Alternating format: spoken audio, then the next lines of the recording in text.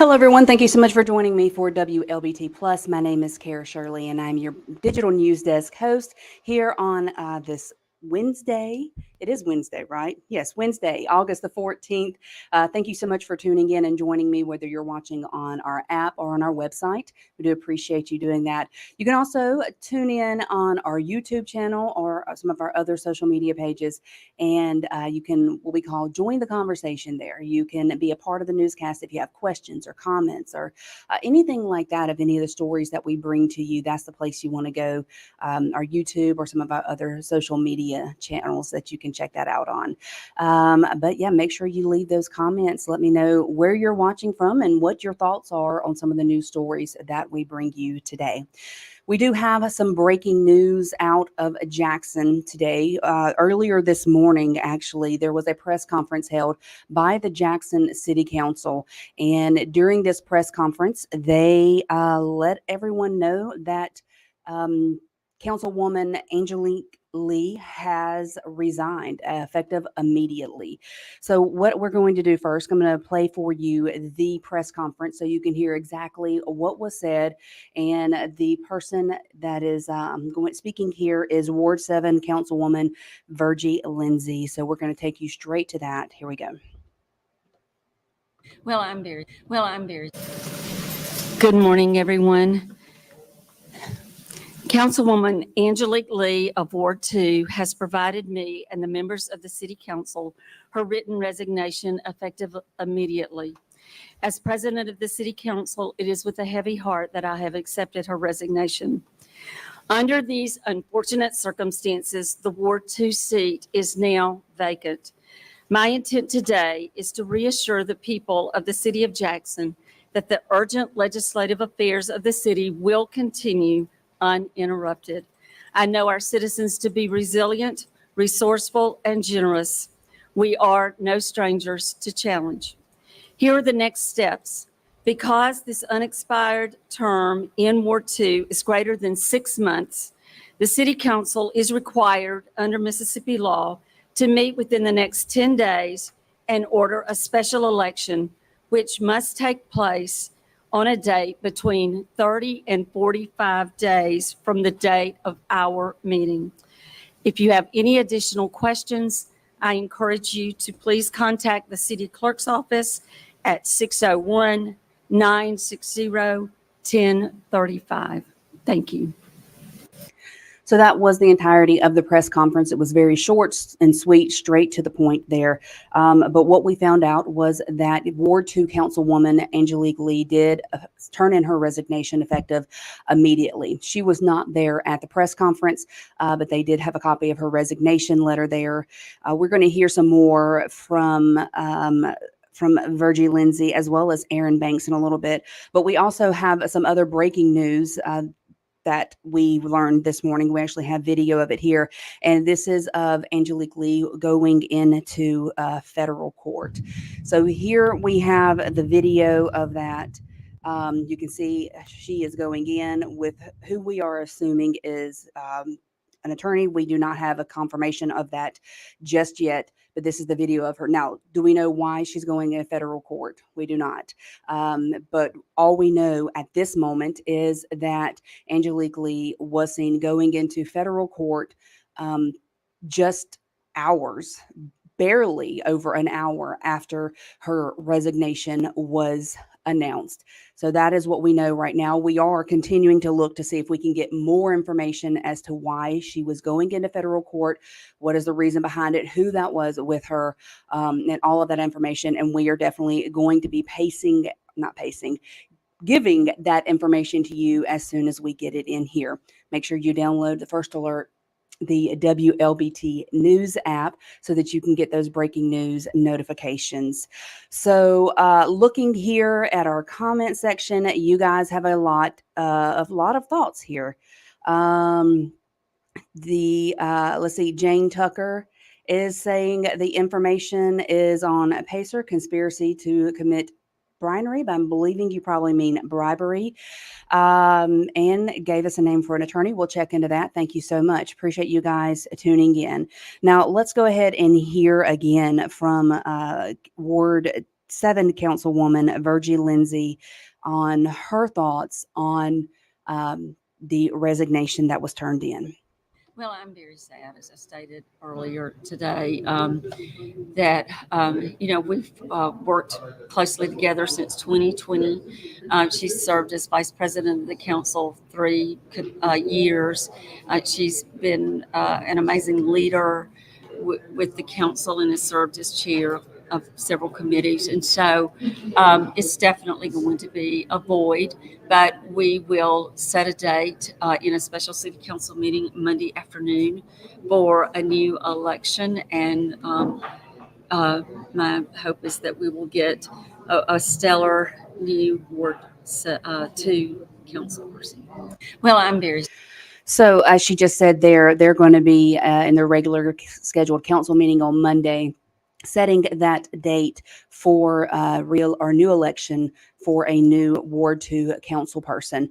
As she said in the press conference earlier, that within the state of Mississippi, because the vacancy is going to be longer than 6 months, they do have to go ahead and have a special election for that.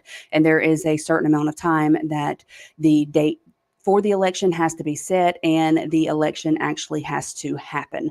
So we're going to follow that for you, let you know what that date is. Here now we have Aaron Banks speaking with us, and you can kind of tell us, or he kind of tells us a little bit here about what we can expect going forward until that new election happens with the council members. How are they going to be able to get their jobs done without having a full council? Well, we move forward. The most important thing is having a good quorum. So, for example, this committee used to be a committee of 6 members. Now that she has resigned, it's a committee of 5 members. So, quorum is 3. So, as long as 3 is present, we can get committee work done. But when it comes to the regular council, you have now 6 members present, and so that majority is always 4. If there's a 3-3 or a tie, then whatever item that is gets hung up. I would say, look, let's stay calm. Let's stay prayerful. Let's stay prayerful for Angelique Lee and her family. Uh, you know, I would say that we're going to try to do everything we can this budget season to make sure that we prioritize the needs of the citizens. Today we have police and fire. We got a long process to go through because we got parks, we got drainage, we got the stuff with the sanitation. We got a lot of stuff that we got to flush out. And so one of the things that state law requires is that we set a date for this election pretty quick. And we will be setting that date for that election real soon.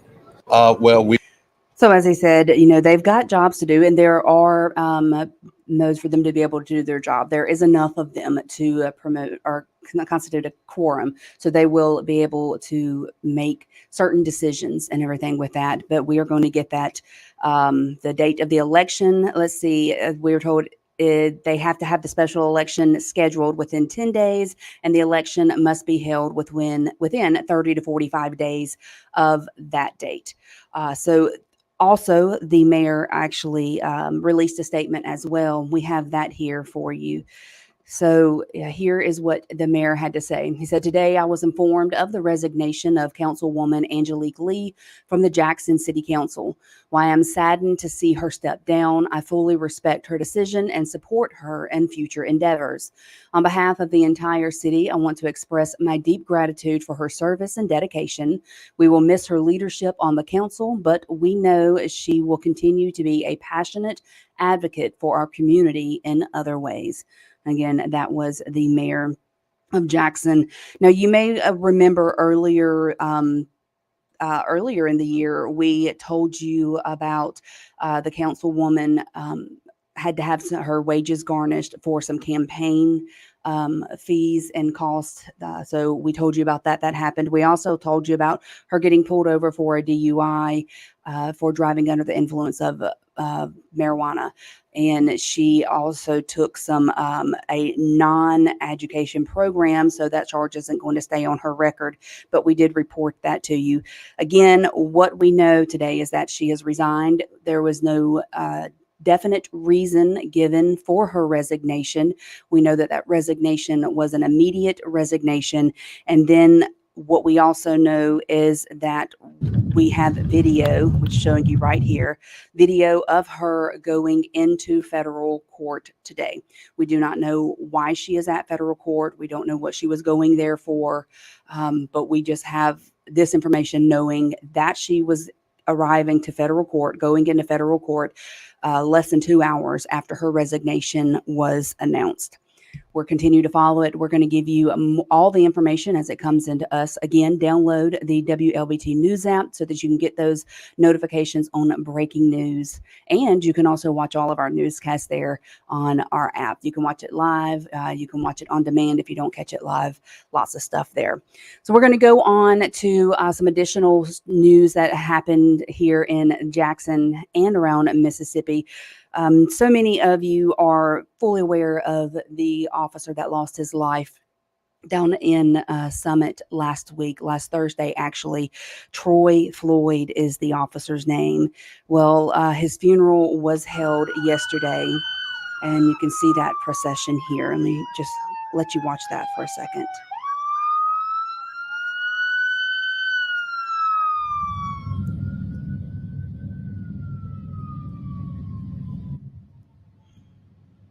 So his body was escorted to the Bethel Temple Cemetery, which was near Brookhaven. That happened yesterday afternoon. State officials, including Lieutenant Governor Delbert Hosemann and Public Safety Commissioner Sean Tindell, were among those who attended his funeral to honor Officer Floyd's service to his community. He was the example of how to conduct your life. That man was the example of that. We can only hope to join him. He wore the badge with a sense of pride, embodying the values of courage, integrity, and sacrifice that define the very essence of law enforcement. In addition to his funeral being laid to rest, Governor Tate Reeves declared it a day of mourning on yesterday, and flags were lowered in half-staff in his honor. Our thoughts and our prayers continue to go to his family. Also, the Mississippi Police Benevolence Association is doing a fundraiser to help raise funds for his widow, and all of the money goes to the widow. That you can find that information on their website on how to donate and everything. So Capitol Police are investigating what we're being told is a possible shooting that was reported Tuesday morning. This happened over in West Jackson. So let me turn this down for you. Sorry about that. So for now, investigators are treating it as an alleged aggravated assault. The call came in around 10 o'clock yesterday morning, and it was at the intersection of Washington Avenue and Booker Street. What we did see there was one person being taken from that location in an ambulance. We don't have any additional information at that time, but we are at this time rather, but we are working to get that. And as soon as we get that in, we're going to pass it along to you. Also, coming out of Jackson, a resident here is alleging that she has received threats from Jackson Water, or she received a threat. So she is a mother here, and she explained to city council members yesterday that she's experiencing some difficulties trying to get and maintain water service at her Lexington Avenue home. So here, here she is. Sorry about that. So Cassandra Davis is her name. Calandra Davis. And her husband, and her children have been living in their home for months now. And they say that Jackson Water has shut off their service. So they were frustrated over the application process to create an account. And after repeated calls, she says that she went to the Fortification Street building to get answers, even though they have no customer service there. Jackson Water has no customer service there. That's when she claims that a security guard pulled a gun on her and her family, and she says Ted Hennepin, the interim for Jackson Water, even threatened to keep their water off for longer if they persisted. Here she is. Sorry. But even as of this morning, I called and they said that there was no application under my husband's name or my name. So that's what prompted us to then go to the office to get more information. City for the watershed project. Tougaloo College was approved for their project. So in response, Jackson Mayor says the city does not condone any threats, especially toward those just trying to get answers about their water accessibility. Now, Jackson Water did issue a statement, and in part that statement said, earlier this year, Jackson Water discovered thousands of addresses with new water meters were consuming water without an associated account, resulting in unbilled water usage. These properties where water has been used without an account for several years have now entered in the severance process. So that is what they're saying is happening there. We'll follow this. If anything else comes of it, we will definitely pass that along to you. So there is now a suspect that has been arrested and another released in the deadly shooting of an innocent driver on North State Street that happened earlier this year. 23-year-old Anthony Davis Jr., and this is him on your screen. He was traveling on North State Street on January 29th when he was killed in the crossfire from two moving vehicles exchanging gunfire. So it happened when he was returning to his job at Enterprise. 18-year-old Aiden Mays, which is on the screen right here for you, was taken into custody August 7th and was charged with capital murder. He was denied bond, according to the Hinds County District Attorney's Office. Charges against Cortez George were dismissed following a probable cause hearing that happened on August the 6th. I'm just waiting on our day in court. The detectives have actually, if I ask them a question, they're right on it. So I can't knock them in any kind of way. I have seen more done now with the people that they have in office than I've seen in a very long time. So that was the mother of 23-year-old Anthony Davis, who lost his life. Her name is Jennifer Davis. So Malik Ray, who is also charged in the shooting, was denied bond, and no trial dates have yet been set for any of those people. But we will continue to follow that. So during the council meeting that happened yesterday, we learned that the city of Jackson is still working to try to get Hotel O, which is off of I-55, to get it demolished. So City Attorney Drew Martin said that the office is working to get the demolition done as quickly as possible while also protecting the city. An administrative court hearing will take place in 2 weeks from today to adopt a recommendation to demolish the building. Now, once that is done, the city's attorney office will present an order to the city council to approve and order the demolition. Bids for the demolition will begin this week, and Martin does not expect to encounter any trouble when it comes to finding funding for this project. Well, there have been some talks, as you know, I think, with some private groups that are very interested in assisting the city with that. We don't know exactly how much might be available, and I don't think we'll know that until we have the bid price. But it sounds like there will be substantial assistance provided to the city in that regard. So Martin plans to have all of the elements move forward with the demolition by mid-September. So going back to what we talked to you about earlier in the show, talking about Councilwoman Angelique Lee of Ward 2 did issue her resignation today, effective immediately. She did not state any reasons as to why she was resigning from the role of Ward 2 Councilwoman. We just know that it was issued and that it was accepted. She is no longer on the Jxn City Council. And also something else that we saw today, found out, was we got video of her going into a federal court. And you have the video right here. This happened just a couple of hours, or less than a couple of hours, after her resignation was announced with the city council press meeting that they had this morning. We don't know why she was going into federal court. We don't have any of that information, but as soon as we get that, we will pass that along to you. You can stay up. So Anthony is working on the official document that came in from federal court. Okay. It lists. This is the breaking news. This is how breaking news happens here. So it lists bribes. Okay. And she has to pay them back.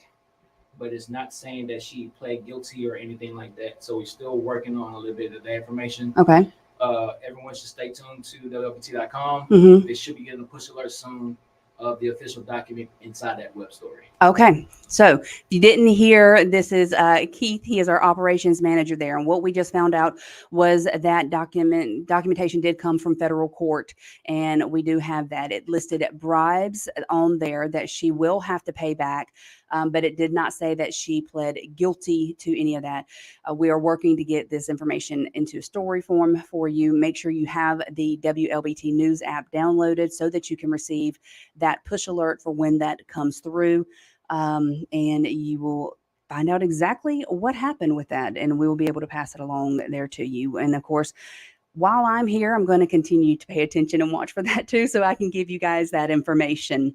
So this is where we're at right now. We did get the information from federal court, listed a bunch of bribes for Angelique Lee. Did not say that she was guilty.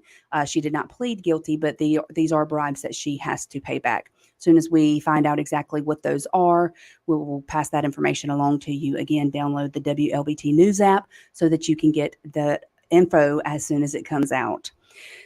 So we have been telling you about some improvements at Palm Bridges Park that are happening. So nearly $7 million in improvements are on the way for what is one of Jackson's most popular parks. So Palm Bridges Park will see $6.9 million in improvements over the next few years. So on your screen here, you can see it shows you the new concept of the park, which will include pickleball courts, a 3-hole par 3 golf course, and more tennis courts. Also, safety was a major concern in this new concept. The park will have fencing along the entire park, and LaFleur East is partnering with JPD and the Hinds County Sheriff's Department to provide security at the park. LaFleur East Chairman Dr. Clay Hayes, who has been working on this for over a year, believed it is time to bring more opportunities to the capital city. It's just like a Chamber of Commerce idea. It's all about economic development and quality of life. This does both. And so when you think about the quality of life, all the things you can bring to the Jackson area, Palm Bridges is the most used park. Why not make it really great? I mean, that's the idea behind this. So this plan is broken up into 4 different phases, with the first phase of construction starting this fall. Dr. Hayes says he could not give us an exact timeline on when the park will be complete, but he did say that they are expecting it to take around 3 to 4 years to finish all of the improvements to the park. So in other news here, the state of Mississippi is suing the Biden administration over a voter registration executive order. So Secretary of State Michael Watson and Attorney General Lynn Fitch and Governor Tate Reeves filed a complaint on behalf of the state. The executive order calls for federal agencies to promote voter registration and participation in ways that are consistent with applicable law. I got talking too fast for myself there. State leaders are calling the order partisan and illegal. So Governor Tate Reeves also issued a statement saying in part that federal agencies should be prioritizing their core duties and not acting as an extension of the Democrat National Committee. So that is what is happening with that. We will keep you guys updated. And I have Keith back in here with me. So that's what came from the document. All right. So what we received, I got looking at the documents right here. So conspiracy to commit bribery, not more than 5 years of imprisonment, not more than $250,000 fine, not more than 3 years supervised release, and $100 special assessment. So does that mean that is what she is going to have to face, or we're not sure yet? We're not sure yet. Okay. Again, this is just we're trying to tell everyone as soon as it all comes in. Yeah. And then Anthony should be finishing up with the web story soon. Okay, awesome. So we do know that the federal documents did say, tell me that the exact wording again. Conspiracy to commit bribery. There we go. I want to make sure I say it right. So conspiracy to commit bribery is on the documents that came down.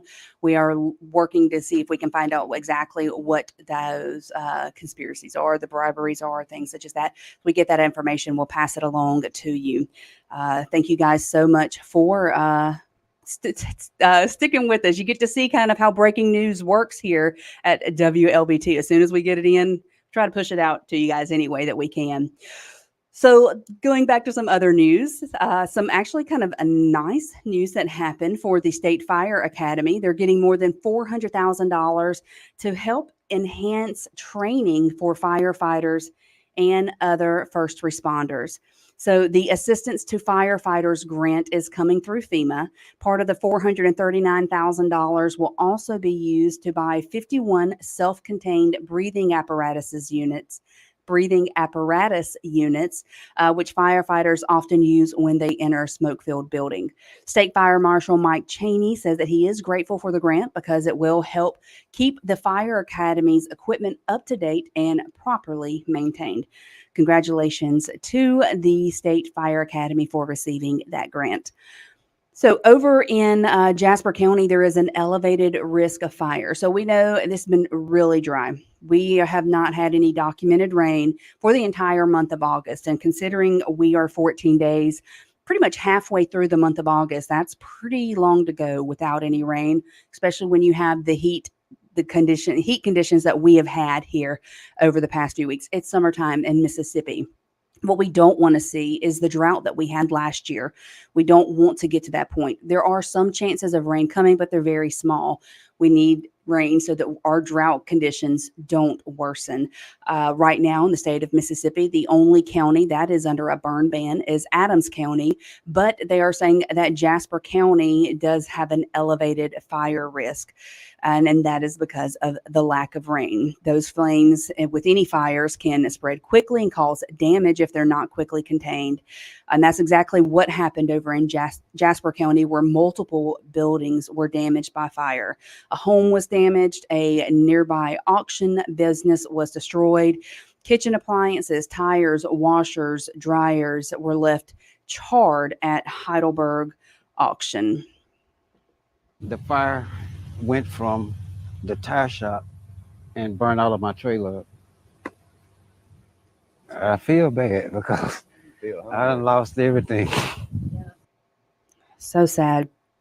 So the property owner says that he does plan to rebuild. You can see that there, just the rubble smoking there.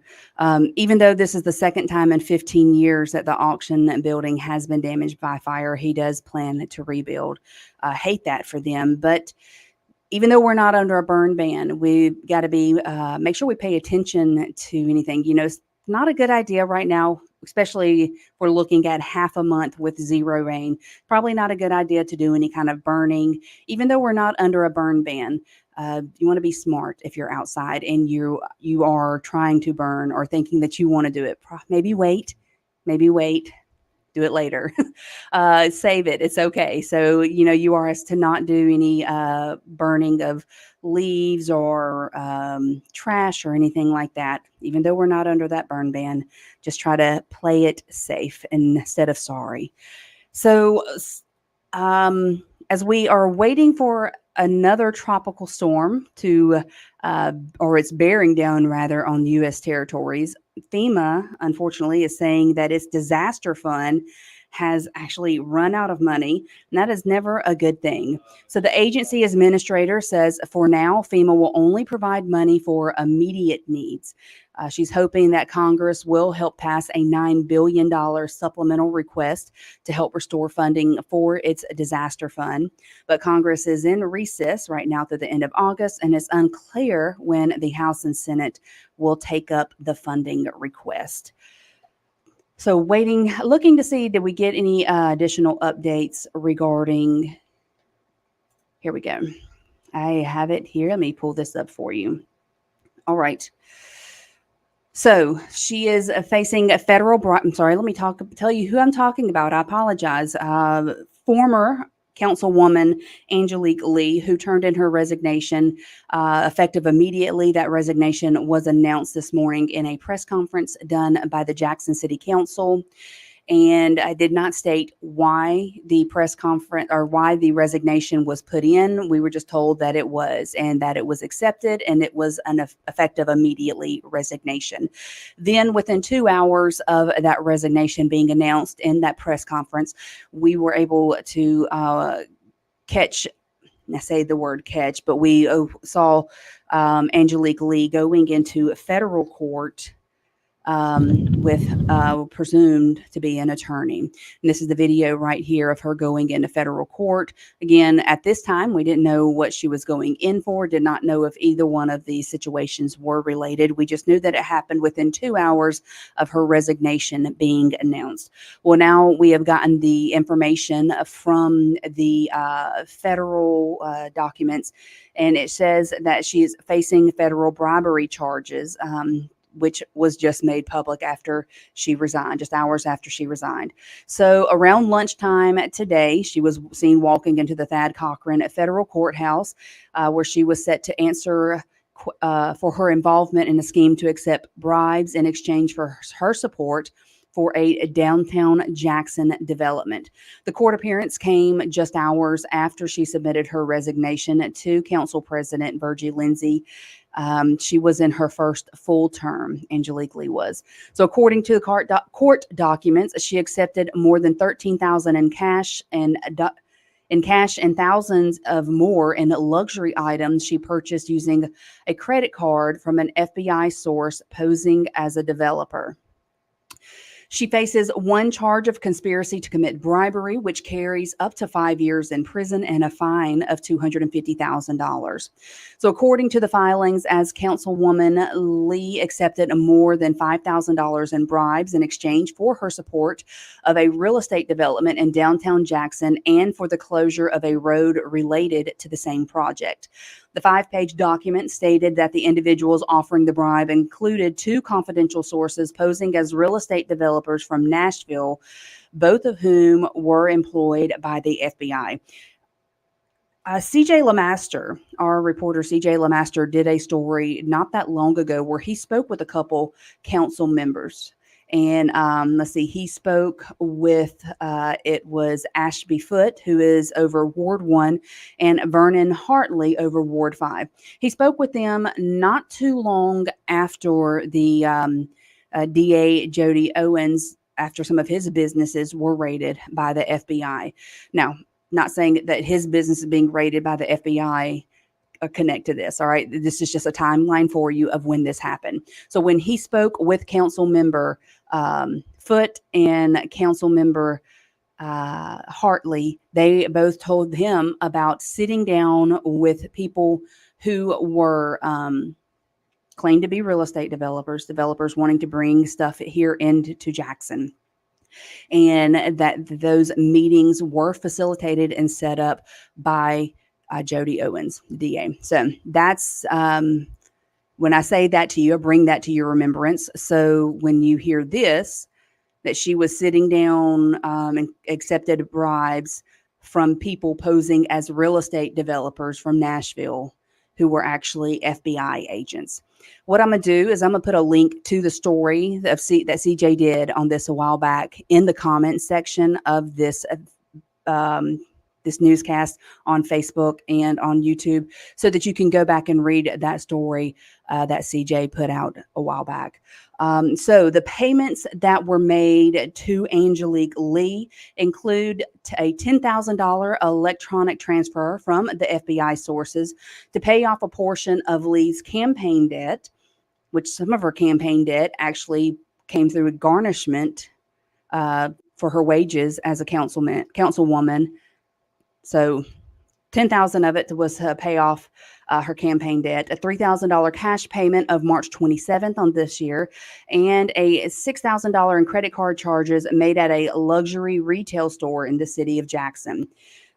We don't know the name of that store. That's just what we have, is that it was a luxury retail store. In July, we reported that her checks had been garnished for nearly $21,000 in printing debt racked up by her campaign. Now, she's required to forfeit any and all property or proceeds obtained through the criminal actions, including $13,654 in currency, a pair of Valentino wedge sandals, a Christian Louis Vuitton tote bag, earrings, and other items. You can go to our website, Wlbt.com. Actually, I'm going to go ahead and put the link to this story in the the comment section here as well. It gives a listing of all of the assets that are to be returned.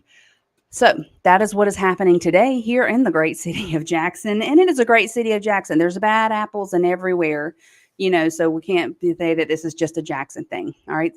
But that is what we are looking at today. That's what we are following. And that is what we're going to continue to follow, continue to get more information for you guys.